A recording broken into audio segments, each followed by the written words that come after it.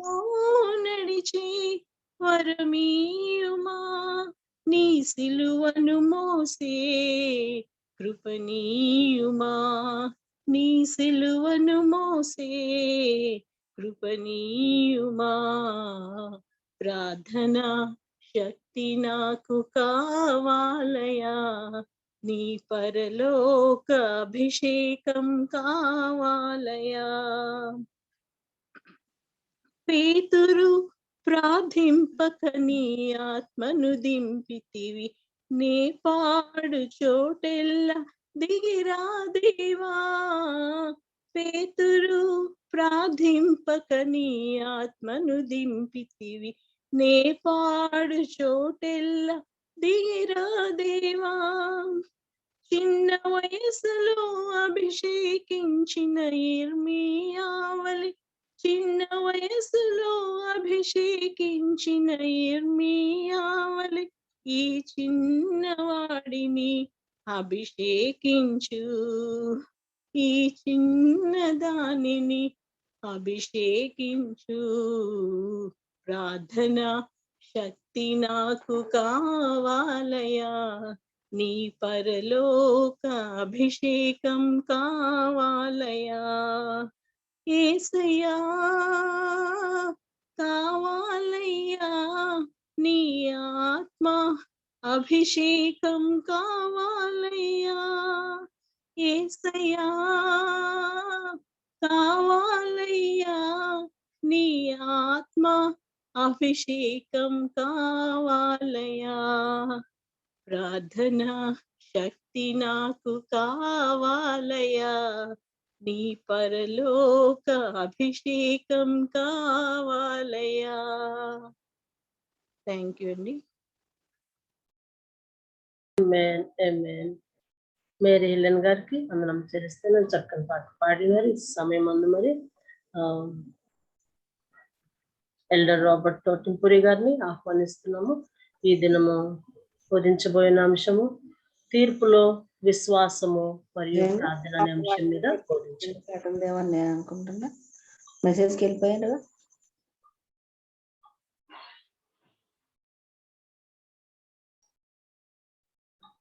దయచేసి అందరు మీట్లో ఉండండి అమ్మా. ఎల్డర్ గారు ఇప్పుడు ప్రసంగం చేస్తారు. Praise the Lord and God bless everybody. Two things అండి. ముందు నేనేం చెప్పక ముందు ఫస్ట్ ఏంటంటే what time are we closing? And ఎప్పుడు దాకా నేను what can I speak? If you give me the time, I will by God's grace stop then.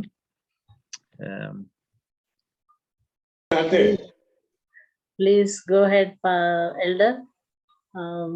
You can cross 8:45.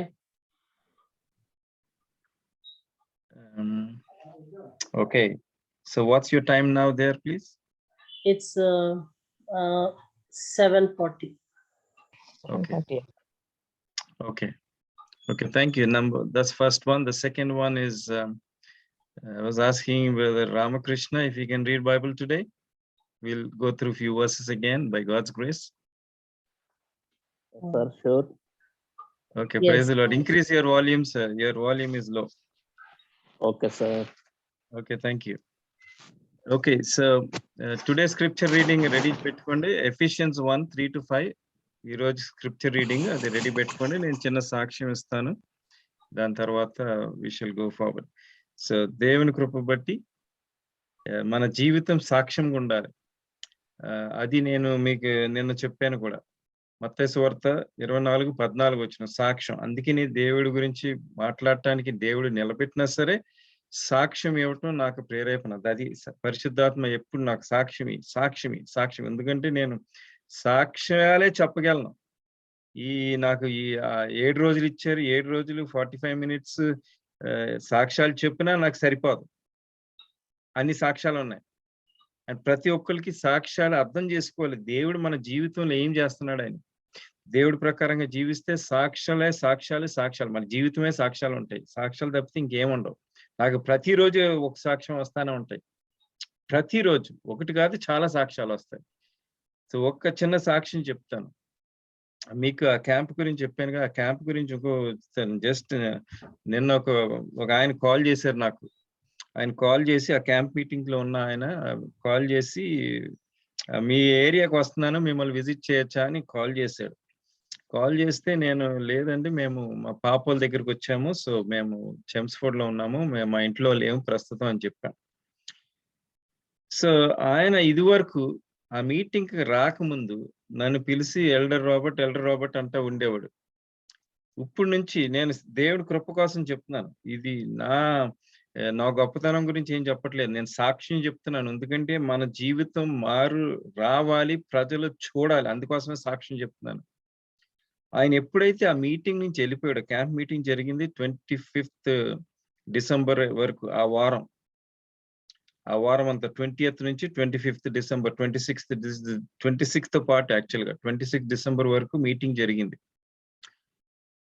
అప్పటి నుంచి ఇప్పటికి మూడో సార్లు కాల్ చేశాడు నాకు. 3 సార్లు కాల్ చేసినప్పుడు ఆ మీటింగ్ తర్వాత నుంచి ఆయన నా పేరు ఎల్డర్ రాబర్ట్ అని పిలవట్లేదు. ఏం పెట్టి పిలుస్తున్నాడో తెలుసా అండి? నాకు అసలు భయం వేస్తుంది ఆ మాట. ఆయన నన్ను ఆ మాటతో పిలుస్తుంటే, ఫోన్ ఎత్తగానే నేను ఆన్సర్ చేయగానే, how are you man of God,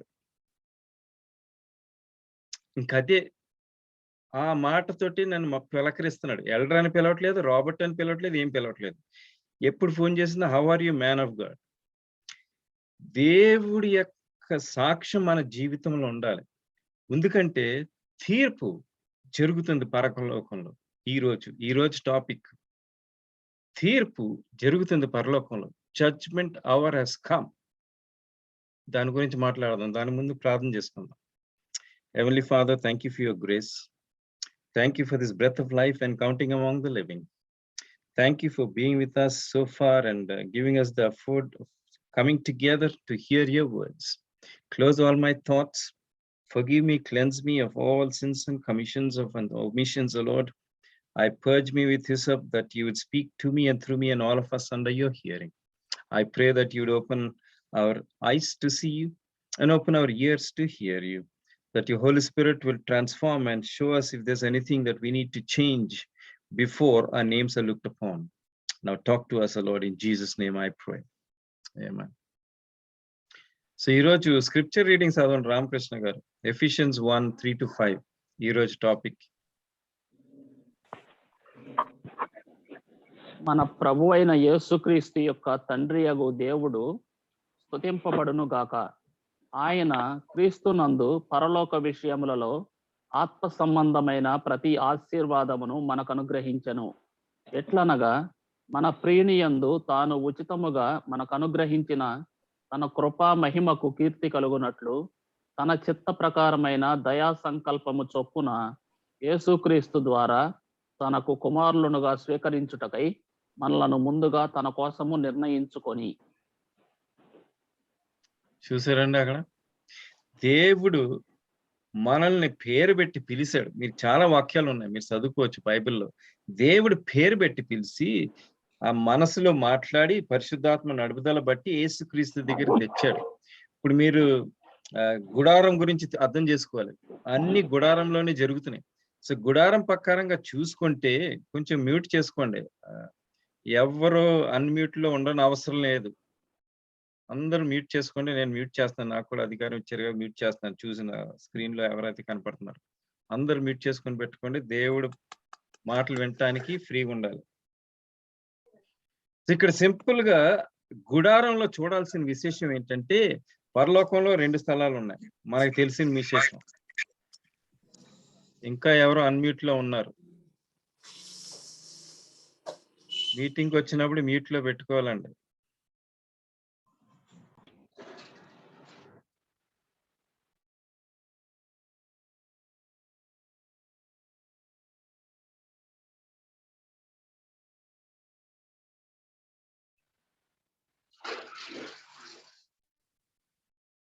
meeting join అయినప్పుడు కాన్సన్ట్రేషన్ చేసుకొని వినండి, లేకపోతే మీటింగ్ లోంచి వెళ్ళిపోండి. డిస్టర్బెన్స్ వద్దు. ఇక్కడ మ్యూట్ అని చెప్పినప్పుడు మాట విన్నప్పుడు వినండి దయచేసి. సో ఇక్కడ సింపుల్ గా మన గుడారం అర్థం చేసుకున్నప్పుడు పరలోకంలో 2 ప్రదేశాలు ఉన్నాయి. పరిశుద్ధ స్థలం, అతి పరిశుద్ధ స్థలం. సో ఈ పరిశుద్ధ స్థలం గురించి మనం అర్థం చేసుకున్నప్పుడు సింపుల్ గా దేవుడు యేసుక్రీస్తు వెళ్ళినప్పుడు అక్కడికి వెళ్ళాడు. సో అతి పరిశుద్ధ స్థలంలో ఉన్నాడు ప్రస్తుతం. ఎప్పుడు వెళ్ళాడు? స్టేజ్ సెట్ చేస్తున్నాను మీకు. October 22, 1844 వెళ్ళారు. సో అప్పుడు ఎలాగెళ్ళాడు? మనకి ప్రవచన సారం ఇచ్చాడు దేవుడు. సెవెంత్ అడ్వెంటిస్ట్ గా గుడారం గురించి అంతా తెలుసుకోవాలి. తెలియకపోతే నేర్చుకోండి, త్వరగా నేర్చుకోండి, అర్థం చేసుకుంటాను. సాల్వేషన్ అంటే దాంట్లోనే ఉంది. మోక్షం దేవుడు గుడారం ద్వారా ఉన్నది. గుడారం ద్వారా అర్థం చేసుకోవాలి అన్ని, ప్రతి విశేషం ఏదన్నా సరే మన జీవితంలో. ఎందుకంటే దేవుడు గుడారంలో ఉన్నాడు, అతి పరిశుద్ధ స్థలంలో కూర్చున్నాడు. మేము ప్రవచన సారం ప్రకారంగా చూస్తే డానియల్ 8:14 వచనం ప్రకారంగా విలియం మిల్లర్ గారు బోధిస్తా ఉన్నాడు. ఆయనతో పాటు చాలా మంది కూడి అందరు కలిసి బోధిస్తా ఉన్నారు. యేసుక్రీస్తు వస్తున్నాడు రెండోసారి అని ఒక తారీఖు పెట్టారు. అది మళ్ళీ చదివి అది కాదు తారీఖు అని అల్టిమేట్ గా October 22, 1844 తారీఖు సెట్ చేసుకున్నారు. వెయిట్ చేశారు, 50,000 మంది వెయిట్ చేశారు. వెయిట్ చేసి ఎప్పటి నుంచి? ఆ ముందు రోజు నుంచి. ఎందుకంటే ఇది రోజు ఎప్పుడు మీకు సృష్టి బట్టి రోజు ఎప్పుడు మొదలవుద్ది? సాయంత్రం నుంచి సాయంత్రం దాకా రోజు. సో ఆ ముందు రోజు నుంచి ఉన్నారు. ఆ మూడో రోజు దాకా వెయిట్ చేశారు. ఎందుకంటే దేవుడు ఒకవేళ లేట్ చేశాడేమో, ఎందుకంటే బైబిల్లో రాస్తుంది ఆయన లేట్ చేస్తున్నాడేమో అని డౌట్లు వస్తాయి చాలా మందికి ఆ వచనాలు చదివి. సో వెయిట్ చేశారు. అందులోంచి వెళ్ళిపోయి ఏమైపోయారు? చాలా మంది, 50,000 మంది. చాలా మంది అసలు దేవుడు అంటే లేని అవకాశం లేదని చెప్పి మానేశారు. ఎందుకంటే యేసుక్రీస్తు రాలేదు అంటే దేవుడే లేడు, నాస్తికులు అయిపోయారు. చాలా మంది ఆ 700 సంఘాల నుంచి వచ్చారు. ఆ 50,000 మంది 700 సంఘాల నుంచి వచ్చారు ఆ రోజుల్లో. ఈ రోజుల్లో 44,000 సంఘాలు ఉన్నాయి. సాతాను చూడండి ఎలా పనిచేస్తున్నాడు. ఆయనకి తెలుసు కృపకాలం తగ్గిపోతుంది, యేసుక్రీస్తు తీర్పు మీద కూర్చున్నాడు, తీర్పు తొందరలో అయిపోద్దని సాతానికి తెలుసు. అందుకనే అన్ని రకరకాల అన్ని ఇండిపెండెంట్ సంఘాలు, ఈ సంఘాలు అన్ని లేపేస్తున్నాడు. అందరికి ఒక ఐడియా వస్తుంది, ఐడియా బట్టి నడిచేస్తూ ఉంటారు, బైబిల్ ప్రకారంగా కాదు. జాన్ లో రాశాడు సింపుల్ గా, జాన్ 10:16 వచనంలో సింపుల్ గా రాశాడు, ఒక దేవుడు, ఒక మంద, అంటే ఒక గొర్రె కాపరి, ఒక మంద ఉండాలి, ఇన్ని మందలు కాదు. ఆ రోజుల్లో 700 మంది 700 సంఘాలు కలిసి నుంచున్నారు. అందులో రాలేదు కాబట్టి కొంతమంది, ఎంతమంది? 50 మంది కూర్చొని ఏదో తప్పైంది మనం అర్థం చేసుకోలేదేమో అని మళ్ళీ చదవాలి. అందుకనే మనకి ఏదన్నా డౌట్లు వస్తే బైబిల్ దగ్గరికి వెళ్ళి చదవాలి. వెళ్ళి అందరిని అడగబాకండి. రకరకాలుగా ప్రజలు చెప్తారు నాతో పాటు. నేనేం పర్ఫెక్ట్ చెప్తానని చెప్పట్లేదు. దేవుని కృప బట్టి పర్ఫెక్ట్ అయితే పర్ఫెక్ట్ చెక్ చేసుకోండి. అందరు వెళ్ళి చెక్ చేసుకోవాలి. ఎవరు బోధించినా సరే చెక్ చేసుకొని బైబిల్లో ఇది కరెక్టా కాదా, లేకపోతే బైబిల్లో కనపడకపోతే స్పిరిట్ ఆఫ్ ప్రాఫెసీలో చెక్ చేయాలి, ఎలెన్ వైట్ రైటింగ్స్ లో చెక్ చేయాలి. ఎందుకంటే అక్కడ మనకి ఎక్కువ ఇన్ఫర్మేషన్ ఉంది ఈ బైబిల్ గురించి, ఎక్స్ప్లెనేషన్. సో ఇక్కడ సింపుల్ గా ఈ 50 మంది కలిసి చదివి, లేదు యేసుక్రీస్తు పరిశుద్ధ స్థలం నుంచి అతి పరిశుద్ధ స్థలంలోకి వెళ్ళాడు, తీర్పు మొదలైంది. తీర్పు ఎవరితో మొదలైంది? సింపుల్ గా మొదటి చనిపోయిన వాళ్ళతో మొదలైంది. మొదట ఎవరు చనిపోయారు? ఏబుల్ చనిపోయాడు. ఏబుల్ నుంచి మొదలేసుకొని అంత తరతరాలుగా ఎప్పుడు వస్తుంది బ్రతుకున్న వాళ్ళకి ఎప్పుడు వచ్చిందో మనకు కరెక్ట్ గా తెలియదు. చాలా మంది రకరకాలుగా చెప్తారు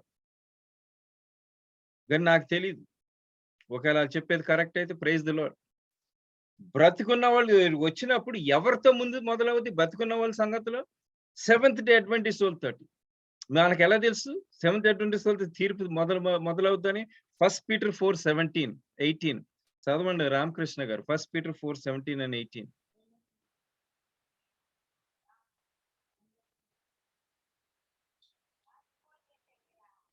తీర్పు దేవుని ఇంటి యొద్ద ఆరంభమగు కాలము వచ్చి ఉన్నది.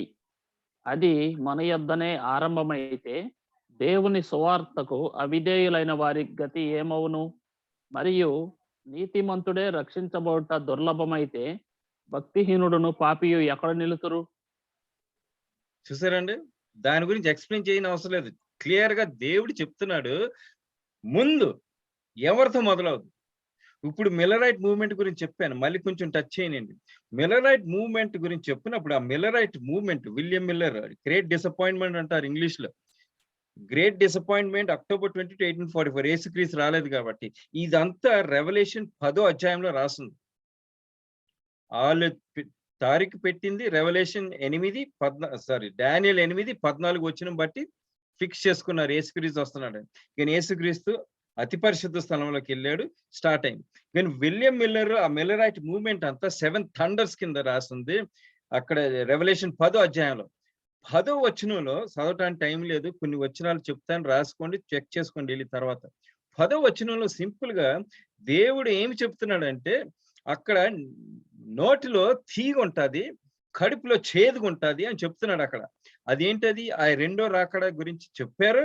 రెండో రాకడ జరగలేదు, అది రెండో రాకడ తీపి అయిన వర్తమానం రాలేదు కాబట్టి చేదుగా ఉంది ఇప్పుడు కడుపులో. సో దాని తర్వాత ఒకటే వచనం ఉంది, రెవల్యూషన్ 10:11 ఒకటే వచనం ఉంది. రామకృష్ణ గారు అది ఓపెన్ చేయండి, అది చదువుదాం. ఒకటే వచనం ఉంది. ఆ వచనం ఎవరి కోసం? ఎందుకంటే రెవల్యూషన్ మిల్లరైట్ మూవ్మెంట్ అయిన తర్వాత ఈ 50 మంది చదివి ఎవరు వచ్చారు దాంట్లో నుంచి? సెవెంత్ డే అడ్వెంటిస్ట్ వాళ్ళు వచ్చారు. సెవెంత్ డే అడ్వెంటిస్ట్ సంఘం ఎప్పుడు ఫామ్ అయింది? 21 మే 1863లో ఫామ్ అయింది. సెవెంత్ డే అడ్వెంటిస్ట్ గా ఫామ్ అయింది.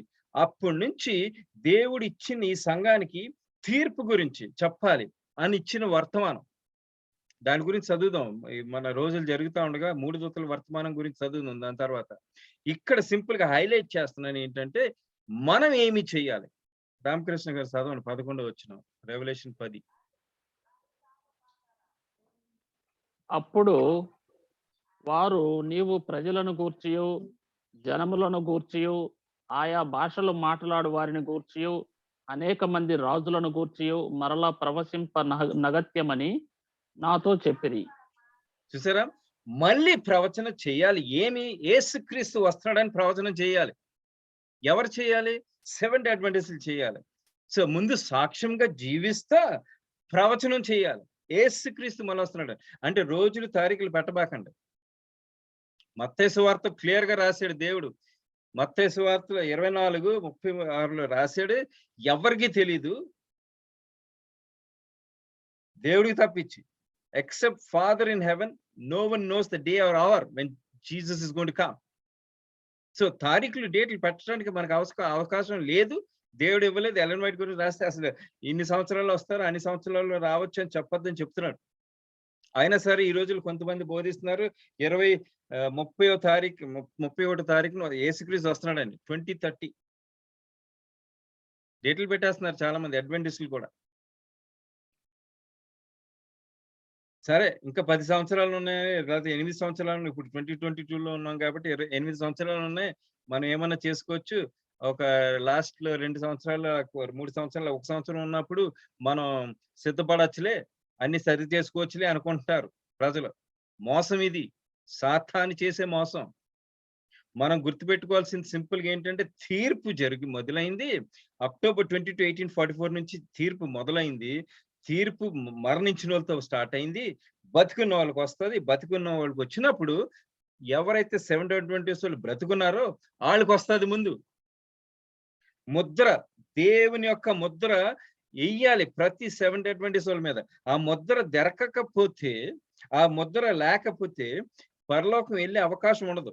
ఆ ముద్ర గురించి మాట్లాడదాం వేరే రోజు. సింపుల్ గా ఇక్కడ దేవుడు మనకు చెప్పేది ఏంటంటే, తీర్పు గడి వచ్చింది. గుర్తుపెట్టుకోండి, ఈ వారం అంతా మనం ఈ 10 రోజులు చదివేది 3 దూతల వర్తమానం. నిన్న చదివాము, మళ్ళీ చదవటానికి టైం లేదు. మీరు గుర్తుపెట్టుకొని, అసలు ఫ్రాంక్ గా చెప్పాలంటే 70 అడ్వెంటిస్ట్ బ్యాప్టైజ్డ్ చర్చ్ మెంబర్స్ ఉన్నారంటే 2 మనసులో ఉండాలి. 3 గురించి చెప్తాను, 2 మొదలేస్తాను. మొదటి 10 ఆజ్ఞలు మైండ్ లో ఉండాలి. మైండ్ లో ఉంటేనే జీవించగలం. మధ్యరాత్రిలో లేపి 6వ ఆజ్ఞని చెప్పమంటే ఆ నిద్ర మత్తులో 6వ ఆజ్ఞ ఫటాఫట్ చెప్పగల పరిస్థితిలో ఉండాలి. లేకపోతే, మన మైండ్ లో లేకపోతే మన ఆ స్పిరిట్ మనకు ఉండదు. యూదుల్లాగానే ఆచరిస్తూ ఉంటాం అంతే. సాక్ష్యం ఉండదు. సో ఇక్కడ సింపుల్ గా 10 ఆజ్ఞలు మనకు మైండ్ లో ఉండాలి. రెండోది 3 దూతల వర్తమానం. ఎందుకంటే సంఘాన్ని లేపింది 3 దూతల వర్తమానం ఇవ్వటానికి. ఊరికనే ప్రేషియస్ ట్రూత్ ఇవ్వటం కాదు. ప్రేషియస్ ట్రూత్ ఇంగ్లీష్ లో ప్రేషియస్ ట్రూత్ ఏంటి? యేసుక్రీస్తు వచ్చాడు నా కోసం మరణించడానికి. అది ప్రేషియస్ ట్రూత్. ఆ ట్రూత్ లేకుండా ప్రెజెంట్ ట్రూత్ ఉండదు. ప్రెజెంట్ ట్రూత్ ఏంటి? యేసుక్రీస్తు మళ్ళీ వస్తున్నాడు నన్ను తీసుకెళ్ళటానికి. అది ప్రెజెంట్ ట్రూత్. ఈ ప్రెజెంట్ ట్రూత్ బోధించడానికి ఈ సంఘాన్ని లేపాడు. ఈ సంఘం చేయాల్సిన పని ఇది. సాక్ష్యంగా బోధించాలి. తీర్పు గడి మొదలైంది ఎప్పుడు? అక్టోబర్ 22. బ్రతుకున్న వాళ్ళకి ఎప్పుడు జరుగుతుందో తెలియదు. ఎప్పుడు ఎవరి పేరు పరలోకంలో గ్రంథం తెరుస్తుందో తెలీదు. ప్రతి గడి పాపం లేని జీవితం జీవించాలి. ఈ సంఘాన్ని లేపిన తర్వాత రెవల్యూషన్ 10:11 వచనం బట్టి ఈ సంఘాన్ని లేపిన తర్వాత 11వ అధ్యాయం, రెవల్యూషన్ 11వ అధ్యాయము, రామకృష్ణ గారు రెడీ చేసుకోండి. 11వ అధ్యాయము అక్కడ చదివితే 3 వచనాలు చదవండి. 1, 2, 3 వచనాలు చదవండి రామకృష్ణ గారు.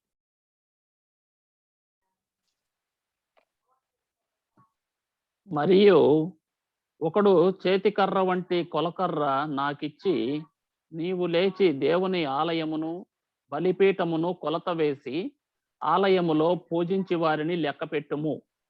ఆలయమునకు వెలుపటి ఆవరణమును కొలత వేయక విడిచిపెట్టుము.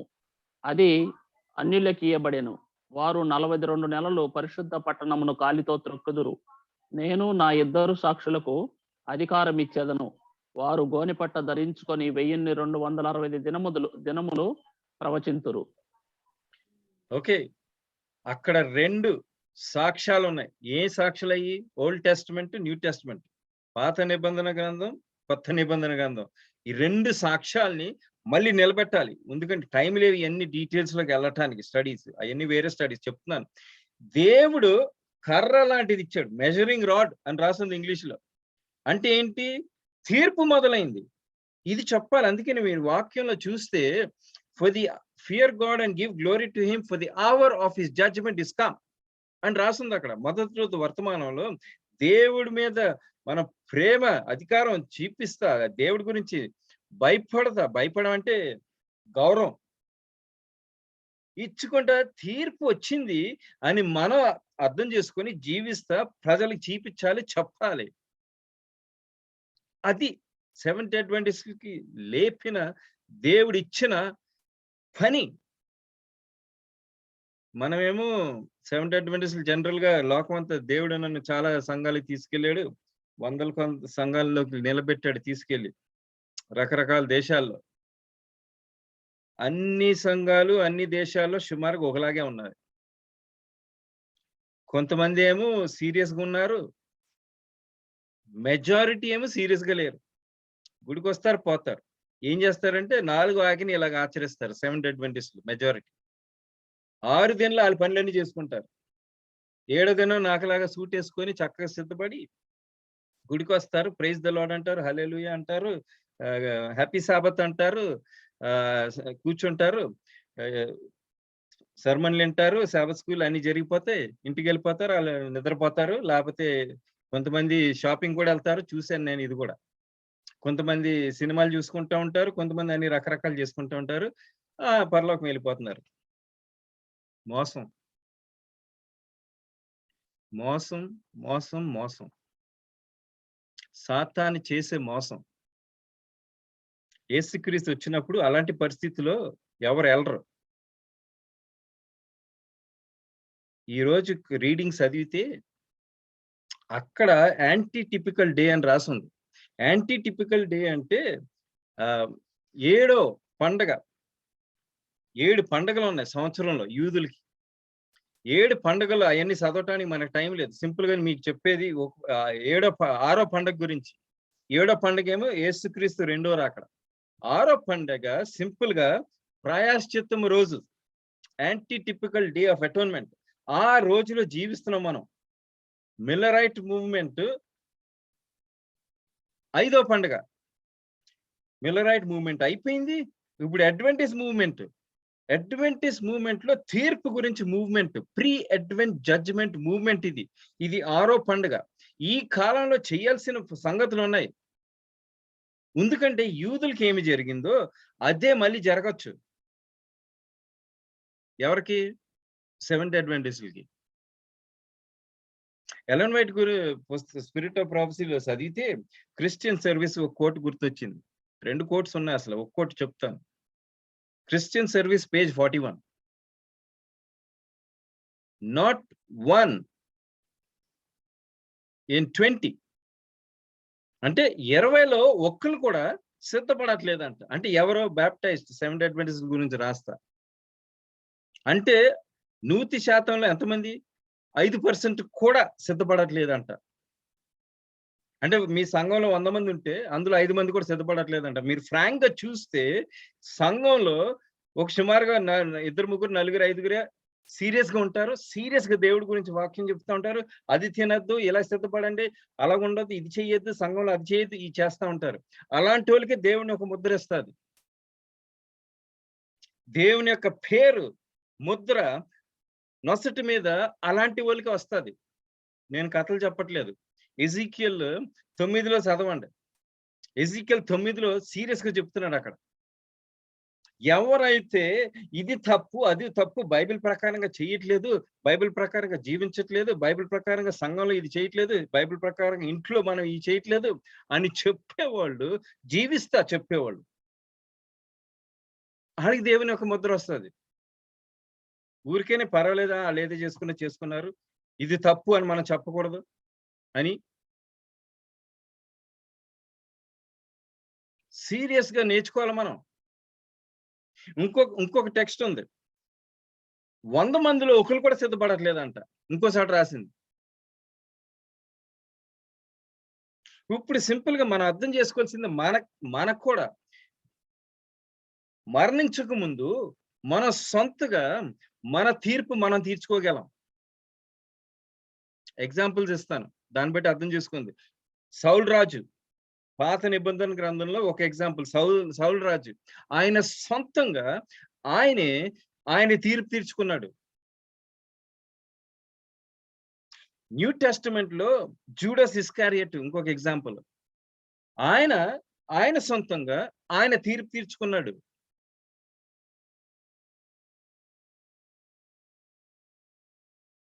ఈ రోజుల్లో మనకి దేవుడు చెప్పాడు, ఏ పాపమన్నా నేను క్షమిస్తాను, ఒక పాపం క్షమించను.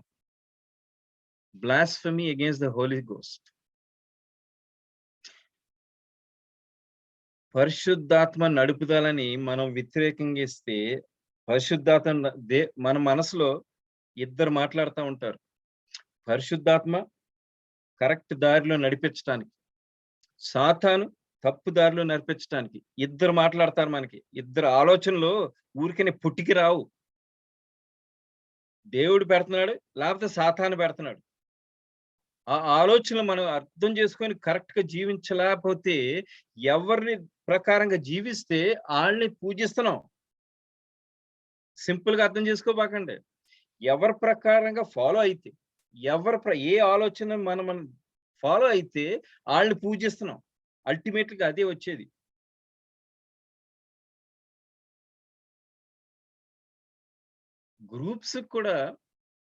దేవుడు గ్రూప్స్ కూడా తీర్పు చేశారు.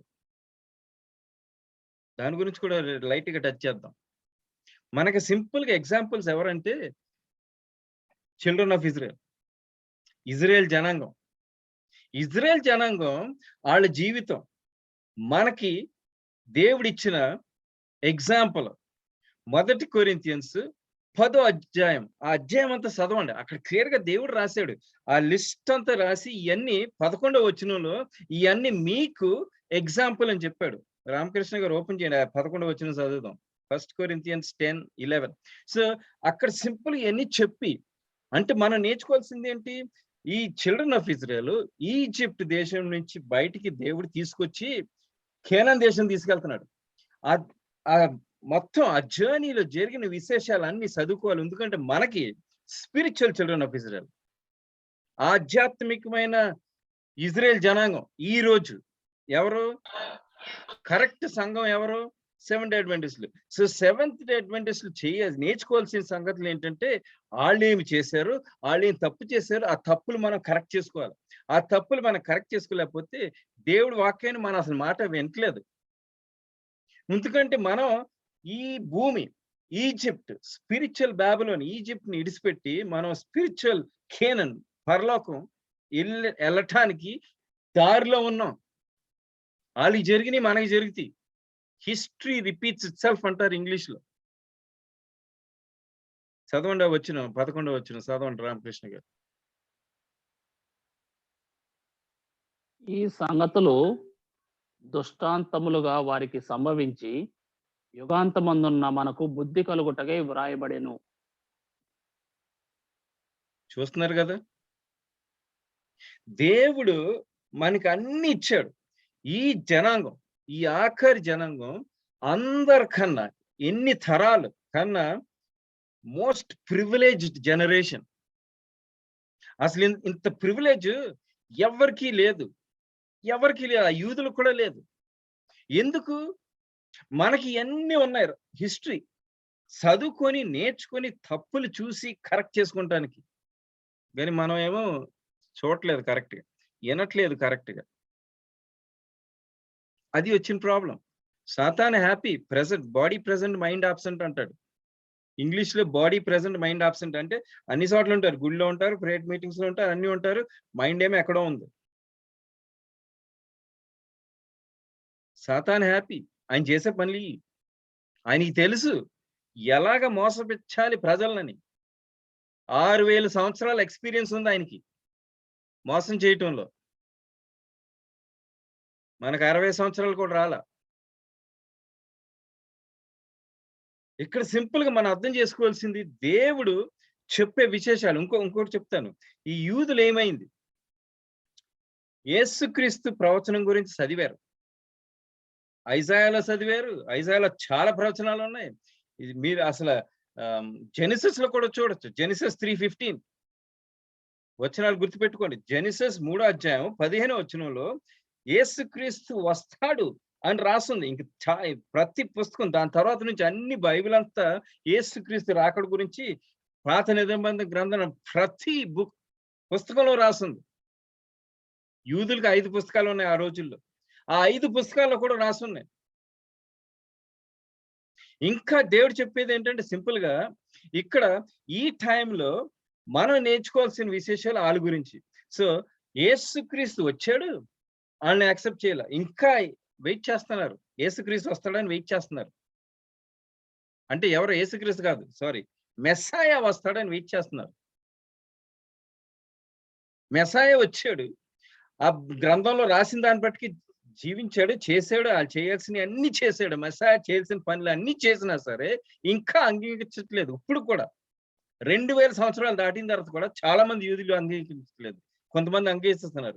ఎవరైతే అంగీకరిస్తారో వాళ్ళని యేసుక్రీస్తు ఒక తీర్పు గడిలో వాళ్ళు పాపాలని పశ్చాత్తాపం పొంది యేసుక్రీస్తుని నమ్ముకొని అంగీకరిస్తే యేసుక్రీస్తు పరలోకం తీసుకెళ్తాడు.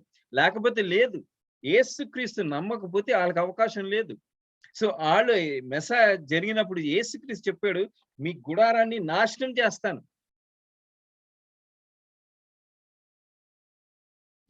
ఏమైంది? 66 ADలో సెస్టియస్ అని రోమన్ జనరల్ వచ్చాడు. వచ్చి గుడారాన్ని యాక్చువల్లీ ముట్టడిచ్చాడు.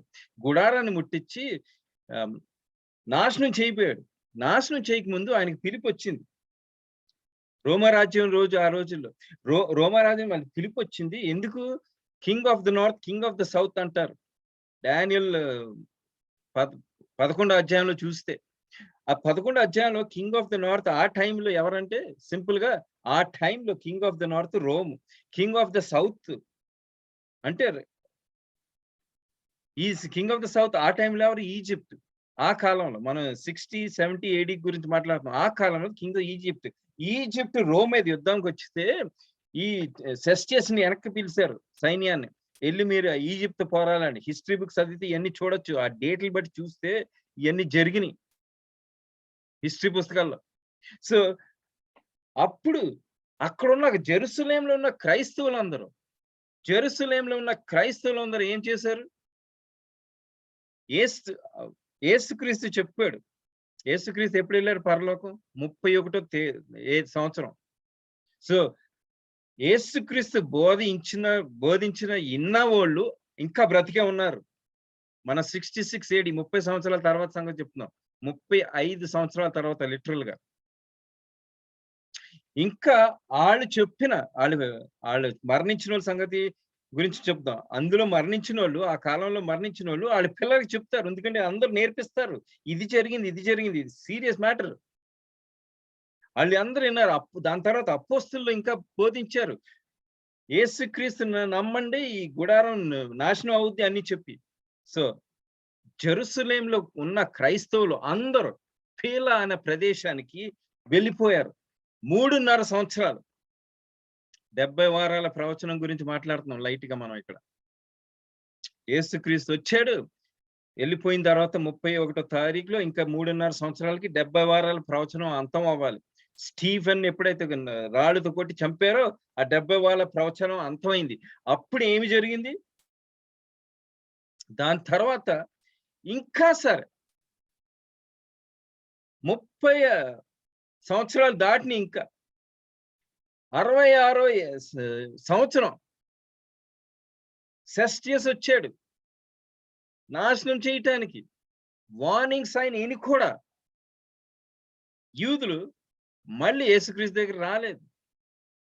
70 AD టైటస్ అన్న జనరల్ వచ్చాడు మళ్ళీ రోమ్ నుంచి సైన్యం వేసుకొని. మొత్తం గుడారము, జెరూసలేం పట్టణం అంతా నాశనం చేసి పడేశారు. ఒక్క క్రైస్తవుడు లేడు, అందరూ వెళ్ళిపోయారు. క్రైస్తవులు అందరూ వెళ్ళిపోయారు. అక్కడ యూదులు ఉన్నారు. మీరు హిస్టరీ బుక్ చదివితే 1 మిలియన్ అంటే 10 కోట్లు అనుకుంటా. మీరు లెక్క చూసుకోండి. మిలియన్కి 6 సున్నాలు ఉంటాయి. 1 మిలియన్ యూదుల్ని సిలువేశారు అక్కడ జెరూసలేంలో. ఎందుకంటే యేసుక్రీస్తుని సిలువేశారు. మనం ఒక్క పాపం చేస్తే, మీకు హోంవర్క్ ఇస్తున్నాను, ఒక్క పాపం చేస్తే మళ్ళీ యేసుక్రీస్తుని సిలువేసినట్టు లెక్క. ఇంకా హోంవర్క్ కొంచెం ఈజీ చేస్తాను. హీబ్రూస్ లో రాస్తుంది. ఒక్క పాపం చేస్తే యేసుక్రీస్తుని మళ్ళీ సిలువేసినట్టు లెక్క బైబిల్ ప్రకారం. గుర్తుపెట్టుకోండి, పాపం అంటే సింపుల్ కాదు. ఏదో తప్పు చేసేసాం పర్లేదులే అనుకుంటానికి సింపుల్ కాదు.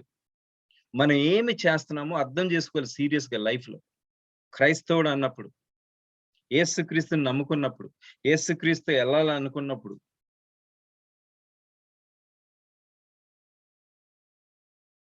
గ్రూప్ గా కూడా తీర్పు జరుగుద్ది. ఇండివిజువల్ గా జరుగుద్ది. దాని గురించి ఎగ్జాంపుల్స్ మాట్లాడాము. గ్రూప్ గా కూడా తీర్పు జరుగుద్ది. మొత్తం లోకం అంతటి నాశనం చేశాడు వరద వచ్చినప్పుడు నోవా కాలంలో. నోవా ఒక్కడినే దేవుడు నువ్వు నా కంటిలో రైచస్ గా కనపడ్డామని రాశాడు నోవా గురించి. అక్కడ 8 మందే వాడలోకి వెళ్ళారని చెప్తారు. నేను 8 మంది అని చెప్పను, ఎందుకంటే వాళ్ళు 8 మంది అవ్వచ్చు. ఒక్క కుటుంబమే బ్రతికింది. మీ కుటుంబాలు ఎలాగున్నాయి? నా కుటుంబం ఎలాగుంది? ఇండివిజువల్ గా మోక్షం ఉంటది, గుంపుగా కూడా మోక్షం ఉంటది. బైబిల్ చదువుకోండి క్లియర్ గా.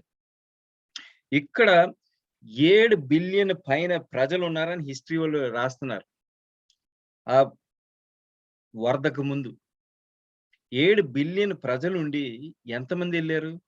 మళ్ళీ నంబర్ చెప్తాను, 8 మంది. 600,000 ఫుట్ మెన్ అని రాస్తుంది బైబిల్లో. 600,000 మంది ఈజిప్ట్ మానవులు అంటే ప్రజలు, 20 సంవత్సరాలు పైన ఉన్న ప్రజలు ఇడిచిపెట్టారు. ఆడవాళ్ళని ఇడిచిపెట్టండి, పిల్లల్ని ఇడిచిపెట్టండి, వాళ్ళందరూ లెక్కేస్తే 25,000 వేస్తున్నారు కొంతమంది ఎస్టిమేషన్. ఈజిప్ట్ ఇడిచిపెట్టి వచ్చారు. ఆ ఇడిచిపెట్టిన వాళ్ళు 20 సంవత్సరాల పైన ఉన్న వాళ్ళు ఎంతమంది వెళ్ళారు కేనాన్లోకి? 2. యేసుక్రీస్తు వచ్చినప్పుడు ఎంతమంది వెళ్తారు? స్టాటిస్టిక్స్ ఏం కరెక్ట్ గా కనపట్లేదు మనకి. ఆ తక్కువ మందిలో మనం ఉంటామా, అది క్వశ్చన్. తీర్పు మొదలైంది. దేవుడు రావటానికి వెయిట్ చేస్తున్నాడు. మనకి లాంగ్, ఇంగ్లీష్ లో God is giving us a long rope, అంటే కాలం ఇస్తున్నాడు. ఎందుకంటే మనం నిద్రలో ఉన్నాం. నిద్ర నుంచి మెలుగుపో రండి, నా పని చేయండి, నా సాక్ష్యాలుగా ఉండండి, లోకం అంతా చాటించాలి. Every year shall hear and then shall he come అని రాసింది. అంటే ప్రతి ఒక్కరు వినాలి, అప్పుడే నేను వస్తానని చెప్తున్నాడు. కొంతమంది సెవెంటీ సంఘాలు ఉన్న లోకమంతా ఉన్న ప్రజల గురించి చెప్తున్నారు, మీ గురించి చెప్పట్లేదు. పక్కన ఉన్న వాళ్ళకి తెలియదు యేసుక్రీస్తు గురించి. ఆ క్రైస్తవులు అని అనుకుంటారు కానీ యేసుక్రీస్తు వస్తున్నాడు, ఈ 3 దూతల వర్తమానం వినలేదు. కానీ అక్కడే జీవిస్తున్నాం. కొంతమంది అయితే 25 సార్లు, 30 సార్లు, 60, 50 సార్లు దాకా అక్కడే జీవిస్తానే ఉన్నారు. పక్కనోడికి తెలియదు యేసుక్రీస్తు వస్తున్నాడు, 3 దూతల వర్తమానం వినలేదు. ఎజీకియల్ 33 అధ్యాయం చదువుకోండి. ఎవరైనా పాపంలో ఉండి మీకు తెలుసు వాళ్ళ పాపం చేస్తున్నారని, వాళ్ళకి మీరు చెప్పలేకపోతే మాట ఏనండి, వాళ్ళకి మీరు చెప్పలేకపోతే, వాళ్ళు ఒకవేళ తెలుసుకొని పరలోకం వెళ్ళలేకపోతే మీరు వెళ్తారు అనుకోబాకండి, మీరు వెళ్ళరు. యేసుక్రీస్తు నమ్మి యేసుక్రీస్తు ప్రకారంగా జీవించటం ప్రార్థన పూర్వకంగా జీవితం. ఆ ప్రార్థన పూర్వకంగా జీవితం లేకపోతే ఆ పరిశుద్ధాత్మ నడుపుదల ఉండదు. ఆ పరిశుద్ధాత్మ నడుపుదల లేకపోతే మనకి భయము, సిగ్గు ఇవన్నీ ఉంటాయి. నాకుండేవి, నేను చెప్పాను సాక్ష్యం నిన్న.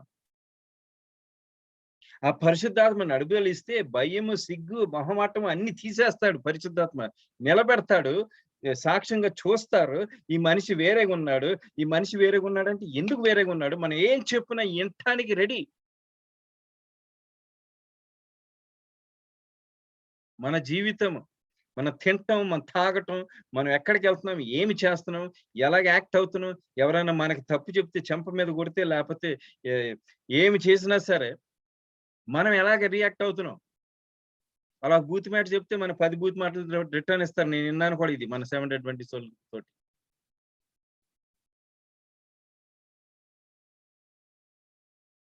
సింపుల్ అనుకోబాకండి పరలోకం వెళ్ళటం. పరిశుద్ధాత్మ నడుపుదల బట్టి ప్రార్థన పూర్వకంగా జీవించడం నేర్చుకోవాలి. ప్రేయర్ నిన్న చెప్పాను, యాక్టివిటీయే కాదు. యాక్టివిటీ చేస్తా, యాటిట్యూడ్ ఉండాలి. యాటిట్యూడ్ లేకపోతే యాక్టివిటీ కూడా అనవసరం. ఈ ప్రార్థన కూరలో మాట్లాడుతున్నాం, ప్రార్థన పూర్వకంగా జీవించడం మనం నేర్చుకోవాల్సింది సింపుల్ ఇది. సో ఈ పాశ్చాత్తికమ రోజు, anti typical day of atonement ఎలా జీవించాలి 4 విశేషాలు సింపుల్ గా చెప్పి ముగిస్తాను. మీకు డీటెయిల్ గా కావాలంటే చూసుకోండి, యూట్యూబ్ లో కొన్ని మెసేజెస్ ఉన్నాయి తెలుగులో. మీకు ఇంగ్లీష్ లో కావాలంటే ఇంగ్లీష్ లో మా వెబ్సైట్ కి వెళ్ళండి, prophecylife.org వెబ్సైట్. చాలా స్టడీస్ ఉన్నాయి. బై గాడ్స్ గ్రేస్ 90 స్టడీస్ ఉన్నాయి. పవర్ పాయింట్లు అక్కడ PDF ఫార్మాట్ లో పెట్టాం. చదువుకొని అర్థం చేసుకొని దేవుడు ఏమి కోరుకుంటున్నాడు మానవుల్లో ఈరోజు, ఎస్పెషలీ 7th అడ్వెంటిస్ట్ శేషించబడి సంఘం. మొత్తం రెవల్యూషన్ 12-17 వచనంలో ఉన్న ప్రజలు ఎవరైతే సాతాను యుద్ధం చేయటానికి వెళ్తున్నాడు ఆ ప్రజలకి. సో మనం చేయాల్సిన 4 విశేషాలు ఉన్నాయి ఈ కాలంలో. మొదటి విశేషం, అందరూ కూడిసి కలవాలి. సబ్బాత్ దినం కలిసి మన స్పిరిట్, మన బ్యాటరీస్ ని, స్పిరిచువల్ బ్యాటరీస్, ఫిజికల్ బ్యాటరీస్ ని రీఛార్జ్ చేసుకోవాలి. క్లియర్ గా రాస్తుంది మనకి హీబ్రూస్ 10:25 వచనం. పోయిన క్వార్టర్లో చదివాం హీబ్రూస్ పుస్తకాలన్నీ గురించి. రెండో పాయింట్, మనం వాచ్ అండ్ ప్రే అని చెప్పాడు. అంటే మనం వాచ్ చేయాలి. ఏంటి? సినిమాలు కాదు, బైబిల్ ప్రవచనాసారంగా ఏమి జరుగుతున్నాయి, ఆ 3 దూతల వర్తమానంలో ఎలాగా లోకం రెడీ అవుతుంది, అవన్నీ చూసి చెప్పాలని పెన్ ఆఫ్ ఇన్స్పిరేషన్ రాస్తుంది. ఊరికేనే పోపు అమెరికా అని చెప్పడం కాదు, వాళ్ళు ఏమి చేస్తున్నారో చూడాలి, దాన్ని బట్టి మనం సిద్ధపడతా ఉండాలి, దాన్ని బట్టి ప్రజలకు చెప్పాలి. అది చేయాల్సింది. ప్రార్థన పూర్వకంగా జీవించడం, ప్రార్థన పూర్వకంగా చెప్పటం. సింపుల్ గా మనం చూడాల్సింది ఈ వచనాలు లూక్ 21:34-36 వరకు ఉంది చూసుకుంటే, వాచ్ అండ్ ప్రేయర్. దాని తర్వాత ఇంకోటి చేయాల్సిందంటే మన బాధతో ఉండాలి. నేనేమన్నా తప్పు చేస్తున్నాను, నేనేం పాపం చేస్తున్నాను, నేను పాపంలో ఉన్నాను, పాపం ఆలోచన, ఇవన్నీ ఆటోమేటిక్ గా ఈ నడుపులో ఉంటే, పరిశుద్ధాత్మ నడుపులో ఉంటే మనకు ఆటోమేటిక్ గా తెలిసిపోతాది ఏది తప్పు ఏది ఒప్పు అని. దాన్ని బట్టి జీవించాలి. మీకు సొల్యూషన్స్ ఇస్తున్నాను, ఊరికైనా ప్రాబ్లమ్స్ చెప్పట్లేదు, సొల్యూషన్స్ ఇస్తున్నాను. నిన్న కూడా సొల్యూషన్స్ ఇచ్చాను. మనం బాధతో పరిశుద్ధ ప్రేరేపణతో తెలుసుకోవాలి మనం ఏమైనా తప్పుదారిలో ఉన్నామో, లేకపోతే మన కుటుంబం, లేకపోతే మన ఎవరైనా సంఘం, ఏదన్నా సరే మనం అసోసియేట్ చేసే దాన్ని బట్టి. ఫైనల్ గా మనం చేయాల్సింది ఏంటంటే, ఈ లోకంలో ఏముంది, ఉద్యోగాలు, సంపాదనలు, బిజినెస్, వ్యాపారాలు, ఇవన్నీ పోతాయి త్వరలో. దాని గురించి మాట్లాడదాం ఈ సిరీస్ లో. పోతాయి, వాటి మీద టైం వేస్ట్ చేయబాకండి. డబ్బులుంటే పోతాయి, త్వరలో అన్ని పోతాయి. ఇప్పుడు మన ఎనర్జీస్, మన టైము దేవుని సేవలో పెట్టాలి. ఈ 4 విశేషాలు చెయ్యాలి మనం ఈ రోజుల్లో. లేకపోతే మన పేరు పరలోకంలో తీసినప్పుడు యేసుక్రీస్తు సంతోషంగా నాతో ఎల్లకాలం జీవించు అని చెప్పటానికి అవకాశం రాదు. అలాంటి అవకాశం మనం ఇవ్వకూడదని నా ప్రార్థన. God be with all of you.